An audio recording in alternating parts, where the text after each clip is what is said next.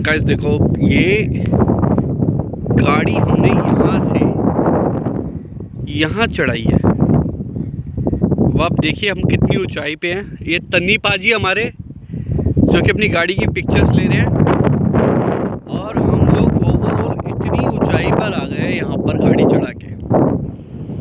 मतलब कोई seat belt नहीं, कोई प्रिकॉशन नहीं, टोटल मैड फन।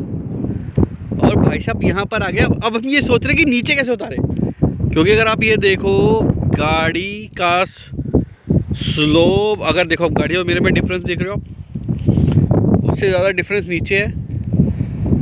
चढ़ानी आसान है, उतारनी बहुत मुश्किल है जी। सर पे कफन बांध के बैठ रहे हैं, नीचे उतार रहे हैं।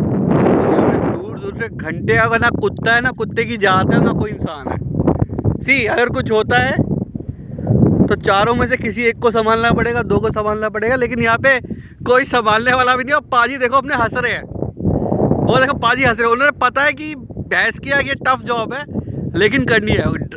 मतलब एक कुशल पायलट की तरह वो अपने टायरों को देख रहे हैं, और मतलब ऑसमनेस की हद है।